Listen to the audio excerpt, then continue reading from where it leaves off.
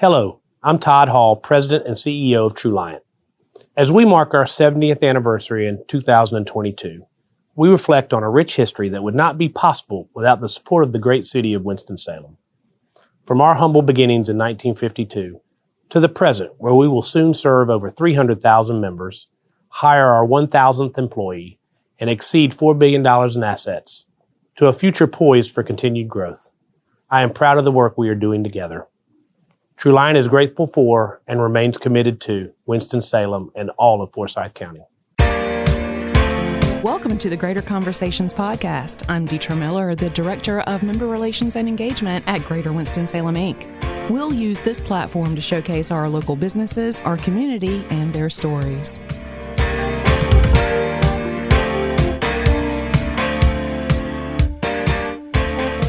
Hi, everyone. Welcome back to the show. It is my pleasure today to introduce you to the team of Carolina Core FC. And when I say the team, I'm talking about the leadership team. So we have here today with us Megan Oglesby, the managing partner, Andy Smith, the president, Evan Mitz, the COO, and Mr. Eddie Pope, the chief sporting officer. Hi, everyone. Welcome to the show. Hey there. Hi there. Thanks for having us. Of course. It's my pleasure. I'm very, very excited to have you guys and to talk about our first professional men's soccer team in the Triad. This is pretty awesome. So let's just go ahead and dive right into it. We'll start with you, Megan. Tell us a little bit about yourself and what you do, and then we'll just go around the room here and ask Andy, Evan, and Eddie to chime in. Yeah, so I am a local gal. I am originally from High Point, so I'm a North Carolina native. I love this state. I love this region, and I love the people that make it. And of course, I love soccer. So that's how I got pulled into this project, and gladly so. I left right after college for my first job in Florida, realized that it was not for me, and have been back ever since. So I'm happy to be here. Excellent. Andy, how about you? Yeah, Andy Smith. I'm the president of Carolina Core Soccer. Grew up in Virginia, went to college just up the street at Roanoke College, played soccer there, and I've worked in professional soccer since 2000 in Major League Soccer, NASL, USL, and just really excited to be here to get this thing going. Perfect. Thank you. Evan. Hi, Evan Mitz, Chief Operating Officer of Carolina Core FC. I grew up in Milwaukee, Wisconsin, played soccer all my life as well. I've had the pleasure of working in professional soccer since college, and I'm really excited to be here. Excellent. And finally, Eddie. Eddie Pope, the Chief Sporting Officer. I'm also High Point native, grew up here, went to UNC Chapel Hill. Hopefully no one on this call went to Duke. And I'm a big Duke fan, so be careful. Yeah, nobody has that. I played professionally in the Major League Soccer and for the U.S. men's national team. So hopefully everyone is enjoying the World Cup as much as we all are. Excellent. Thank you guys so much. So let's dive into Carolina Core FC. Why this region for a professional men's soccer team? Eddie, do you want to speak to that? Sure. I think even for myself, having grown up here, youth soccer has been around for a long time. College soccer has been around for a long time. We've had some semi-professional teams here in the area as well. And I just feel like we really deserve it. Charlotte obviously has gotten the jump on that, and we've seen the reaction. It's been absolutely amazing.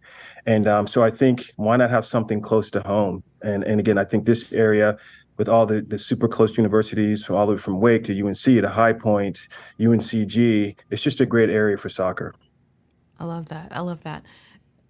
So I'm curious, Megan, in regard to putting this club together, how did that come about? So one of the hats I wear in my day-to-day life is I'm the executive director of a private family foundation in High Point, the Earl and Catherine Condon Family Foundation. And we have 3 areas of focus. One is education. The second is critical community needs. And then the third is economic development for revitalization and stabilization. And one of the reasons why we care deeply about that last focus is because High Point for the longest time was known for furniture. And then, of course, manufacturing started to move overseas. So we lost a lot of our job opportunities here. So in 2017, the High Point City Council adopted the Catalyst Project, which came to fruition to become what's now known as Truist Point Stadium. And it is a multi-sport facility and has been designed to house baseball as well as rectangular sports, including soccer. So since that has been adopted, we've had efforts to bring some sort of soccer to High Point and to the Triad, but if there wasn't any real movement and traction with it until about October of 2021. Brian Gavigan, who is a local attorney, met with some really smart individuals that happen to be on this podcast. And they did a couple of studies to see, could the Triad, not just High Point, but could the Triad support a professional team? Would the fans show up? How much would they be willing to spend per game? All of that. And the findings were really strong. And I was invited to a meeting where they revealed those studies, and I was really impressed. And I was like, if we get an opportunity to bring professional soccer to the Triad, not just High Point, but to the Triad and the Carolina Core, that will be one of those game changer items that will help put North Carolina Core on the map. And so ever since I got kind of pulled into that, my ears kind of perked up, and I was like, okay, how can we figure out how to make this happen? And then, of course, shortly thereafter, I realized I had to jump in with both feet and make it reality. At the same time, there was the MLS Next Pro launched its league as a part of the player pathway. And that was when we decided to go after it and put our time, our money, and our reputation on the line. And so that's where Andy and Evan and Eddie all come in. Love that. Love that. Andy, let's talk a little bit about the brand itself, because that's a big part. And you guys recently had a reveal. Talk a little bit about what went into finding the name and the community partners that helped you with that. Yeah, it's a really good question. Evan and I, not being from here, when we got here in January, the question was like, from a naming standpoint, are we one city? Are we a region? Was it Triad? What is our focus going to be as far as the naming side? And what we learned through that process was that, the city by itself wasn't going to stand alone, right? So it wasn't going to be High Point. It wasn't going to be Winston-Salem or Greensboro. We wanted to be more inclusive and bring everyone from the region out to these games, even though they're going to be in High Point. And the new name that we were feeling and hearing from what I call our core demographic, which is your 20 and 30-year-olds, was Carolina Core. And that's sort of the new name for the region. It extends a little bit beyond the Triad.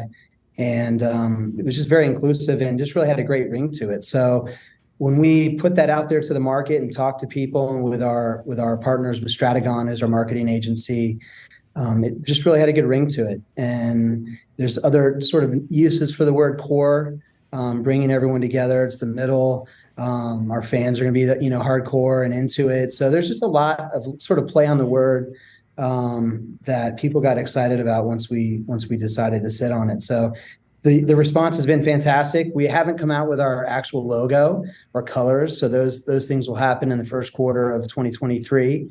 But from a standpoint of a name, we're really excited about Carolina Core FC. That's awesome. Let me skip over to Eddie now, because Megan mentioned earlier the player pathway, if I got that correct. So talk a little bit about what the player pathway looks like for the team that you're putting together and for those that may come in the future. Yes, I mean, it's when you grow up playing soccer, every kid tries to figure out, how do I become a professional? And it's not always so easy. And I think, especially in the past, it was quite difficult. Most kids would grow up playing youth soccer. You play a little bit in high school. You play what's called travel, the upper level soccer. And if you're good enough, maybe you can go to college, and then there's a draft. And it was just really difficult to make it, especially as a younger, talented player. You almost always had to go through the college sort of pathway. But now, as a youth soccer player, if you're good enough, you would play what's called MLS Next, which is the upper level, the upper echelon of youth soccer. And that MLS Next youth team feeds into our team, which is our MLS Next Pro team. And that is sort of the stepping stone up to MLS, which is the tip of the iceberg. So now players can have a clear understanding of how they make it from youth all the way to the professional level. And the best part of it is that, once you get involved and you're kind of underneath the umbrella of MLS, the way that the system is built is to help you develop, and it all pushes you into that direction. And at the end of the day, which is also great, if you fall a little bit short, you can always go to college. And you can try again. You can try again after 2 years in college. Or you can go all 4 years and try again to make it into MLS Next Pro or MLS itself. So I think with the league coming up with this very, very clear player pathway, I think it's just great for youth soccer nowadays. Love that. I love that. Now, I'm curious to know, and any of you can answer this, MLS Next is pretty new, MLS Next Pro is pretty new. Talk about why that particular league was chosen for you guys. Evan, you want to jump on that one? Sure, I'll answer it. I think there's a couple reasons why. One of them being just what Eddie said. It's the final pathway that wasn't in existence beforehand, of vertically integrating the best in youth soccer up to the professional level. That's, let's call it on the field, literally. And then off the field, it's the great unknown. And being in a local market with over 2 million population like we are here in the core, it's as big as we want to make it. And we see those two platforms combining for really cool game day experiences, along with the chance to win titles and develop youth players into fully developed professionals, along the way. So combining the two really stood out to us. That's awesome. Okay, so let's talk about the fun part, because you mentioned fun. So what is the fan experience going to be like whenever the game starts? I mean, for us, if anyone's seen an MLS game, we're looking to replicate that, I guess, in a smaller scale, where there's a march into the stadium. The fans come probably a few hours before the kickoff. We'll hit the local bars and breweries and have a good time, and then bring that energy into the stadium, where we want one whole bleacher set, one whole side, standing and cheering and singing with drums, and that whole scene that really drives sort of the energy for the players on the field, as well as the fans who are watching that spectacle. We're going to have a beer garden out on the field that everyone is going to have access to. So anyone with a ticket can go down there and continue the party on the pitch. And I think fun is the key, right? So not just what happens on the field, but what we're doing before and after the game is going to be really relevant to our fans, so that they just look forward to this experience twice a month throughout our season, to come out to the stadium and just have a blast. And then, of course, very important to Eddie that we win, and I like that too. Win a lot. Win. That's always fun, right? I love that part. Now, you talked about before and after the game, that experience. Talk about what happens before and after games in community. Because right now, even though you guys aren't playing yet, there are things that you've done, not just in High Point, where Triad Stadium is, where your pitch will be, if I'm getting that wording right. Forgive me if I didn't. But you guys are doing things in other areas. In Winston-Salem recently, you guys had an event at Small Batch around the World Cup. Thank you. So talk about some of those experiences that are happening throughout the community. Yeah, we've got a full year until we actually, more than a year before we actually kick a soccer ball. And for us, it's going to be partnering up with events that are taking place, ideally around the sport of soccer when we can, whether those are watch parties. We're talking to Natty Greens about putting on a big party for the World Cup final. Just as another opportunity to get our fans and community, which is the greater core, to come out and watch soccer and cheer and have a good time. We'll have, brewery tours throughout, 23, and just other events. It's not always about drinking, but, our core fans like to go to the bars and breweries and have a good time. And we want to join them there and bring the community together whenever we can around the sport of soccer. There'll be other events that we're going to doing from a philanthropic standpoint with our foundation. That's Eddie's also the executive director of. That is, going to be about, volunteering our time and services. And once we have players, they'll be involved in that too. But I think there's going to be lots of opportunities in 23 for us to partner up with the whole core community and get involved. I love that. I love that. I'm going to switch back over to Evan again to talk about talent. Now, of course, we've got Eddie taking care of the talent that's on the field, but what about the talent behind the scenes? Talk about what that looks like, especially here in this area, with what we have. Yeah, it's all about development, right? So being the first men's professional soccer team, we don't expect to come to the market and have a front office with 20 years of experience per position. We see that as our responsibility to hire people from the market and develop them and give them really good experience in the front office. And that might mean they take their talents elsewhere over time, and we're more than happy with that, or they might stay for a long time and grow with us. But yeah, we're that conduit for front office business in the area, and we're happy to do so. Excellent. Yeah, that's what has really excited me about this opportunity. Yes, it's about growing the game of soccer and rallying the community around the beautiful game, but it's also about access to opportunities both for our players, but also for our what we call our front office staff. I'm excited to watch our staff come through and go on to bigger, better things if that's what they want to do. Sports management, sports marketing, and everything around the sports entertainment industry is huge. And unless in this area right now, unless you're going to Charlotte or to some of the bigger cities or in the collegiate pathway, there's not a ton of opportunities. So we're excited to do that. We're a startup. We're an independent team. So we're an MLX Next Pro independent team. Although we have a really close working relationship with Charlotte FC, there's a lot of benefits to being independent, and we're excited about that. So another thing I'll note just on the economic side of things is, the Carolina Core name we didn't come up with. The Piedmont Triad Partners came up with the NC Carolina Core, and there's a lot of really awesome momentum around that, right? And the reason why that group is marketing the Carolina Core is because as a collective region, which is what we are looked at as a collective region, we have a lot to offer. I mean, we really are an incredible area between all of what our large cities have to offer, which is Winston and Kingsborough, High Point kind of being a little bit smaller, and then all of our small towns in between.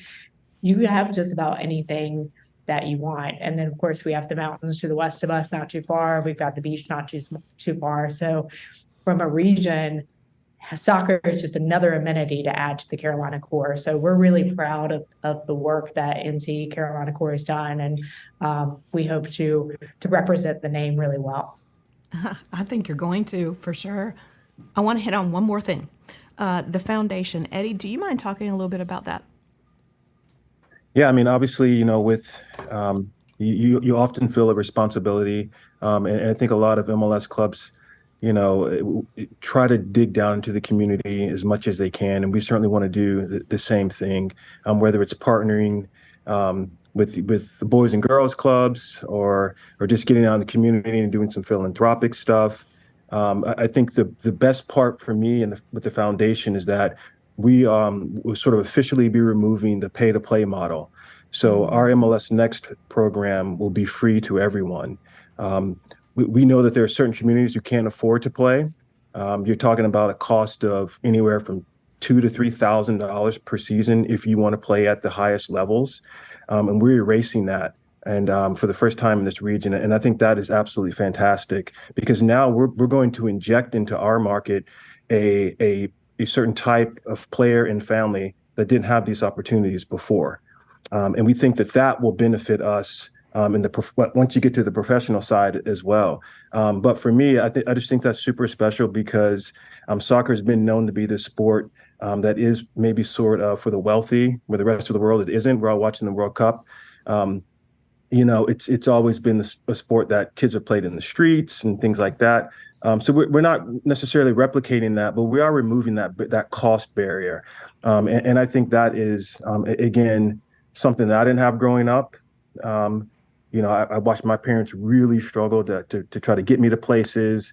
I even sold scented Christmas brooms door to door one time to make money to play, and to afford uniforms. I cleaned up trash at the fairgrounds. I cleaned up trash at the old boat races at Oak Hollow Lake. I did everything to try to make enough money to be able to play the sport that I loved. But now we're providing that for kids for free. And I just think that's really special. I love that. I love that. Oh, wow. I can continue talking to you guys about what you're doing and the partnerships you have with other MLS Next Pro teams. But what I really want to do is ask you what the game means to you. I watched this show that you guys may have heard of called Ted Lasso. And there's this one character, his name is Danny Rojas, and he always exclaims that football is life. So if you could say in just one phrase something about the game and what it means to you, what would it be? Let's start with Megan. So I think about what has shaped me as the person I am today. There's three things. There's family, Girl Scouts, and soccer. And I wasn't very good at soccer, but it certainly taught me a lot about the game of life. So I love soccer for all the reasons that it is. Maybe if there had been an MLS Next Pro team when I was growing up, I could have become something, but doubtful. I'm always a good water girl. That was longer. Do you want me to redo that? No, that's great. That's great. All right. How about you, Andy? For me, I would say, soccer is my passion, and this has been the greatest opportunity to sort of mirror my passion in life, like with work. So it's really been a dream to be able to work in this business for the last 20 years and really never go to work every day, but go to work every day and work in a sport that I'm a fan of. Evan and I just got back from Qatar. In our free time, we go and watch the sport whenever we can. So mirroring my passion with work has just been a dream. That's awesome. All right. So, Evan? To me, soccer's unlimited. Going off of what Andy was saying, we got to go to the World Cup and get to see soccer at the biggest level. Eddie's played it firsthand and seen it multiple times, but to see everyone in the world come together and then later in the week come back to the Carolina core and get to work on a pro soccer team is truly unlimited to me. Love it. Love it. And Eddie? Yeah, I think, soccer, football, it's a unifier. And so we want that to happen in this community. We want to bring together all the different sort of parts of the community, the different races and people and everything all into one stadium. And the second thing I'd say for me, it really has been life. It's how it was my job, it's how I fed my family. It's provided me opportunities that I otherwise wouldn't have had. And so it's really been something that I've been so grateful for. Andy and Evan talked about being able to go to the World Cup. Even at a younger age, it was the first time I was able to travel outside of the state. And then the first time I traveled outside of the country was because of soccer. And so I'm just so sort of grateful for it. But I think the key word for me would just be, we hope that it becomes a unifier. Love it. Love it. Love it. Love it. Okay. Either Megan or Andy, tell everyone listening if they want to know more about Carolina Core FC, if they want some swag, if they want to get some season tickets, where do they need to go? How do they get in touch? Yeah, I'll jump on that. Our website, carolinacorefc.com, has all the information. We're doing season ticket deposits right now, starting as low as $25. And for companies that want to get involved, there's ways to get involved from a sponsorship standpoint as well. We kick a soccer ball in 2024, but we are in process of selling merchandise and tickets and ready to get everyone out here to make this thing sustainable for a long time. Sounds good. Is there anything that we didn't touch on that any of you would like to share?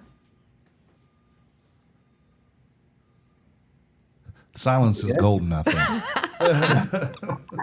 For sure, for sure. Well, I'm so excited that all of you were available today to talk to everyone listening, and we'd love to have you back again after the season kicks off, which will be in 2024. Is that right? That's right. Perfect, perfect. Want us to do anything fun like our No, you don't want us to do that. Ooh, I'm intrigued. What? Well, I'm trying to start the CCFC chant, but we got some slow movers. No, if you've got a chant, you got to do it. Come on. No, All right. I was trying to start it at our. We had a dinner with the our leadership team and the investors and the MLS Next Pro folks, and kicking off the dinner, I was like CC, and it was dead silent, and then somebody picked up on FC. All right, let's give it a try. All right, let's do the chant. Ready? CCFC, CCFC, CCFC. Love it. Love It'll it. sound better in the stadium. yeah, For sure. 7,000 people sounds a whole lot better than 7 people. Especially around a beer garden, too. Oh, yeah. All right. Again, thank you all so much for your time today. And for everyone listening, until next time. We know you enjoyed this podcast today, so join us for the next episode of Greater Conversations. By the way, you can follow us on social media. We're on Facebook, Instagram, Twitter, and LinkedIn. Be sure to smash that subscribe button. Also, be sure to visit our website at winstonsalem.com. The views and opinions stated in this podcast are solely those of the contributors and not necessarily those of our sponsors, distributors, or hosting companies. This podcast is copyrighted and cannot be reproduced without expressed written consent of Greater Winston-Salem, Inc. or your toast.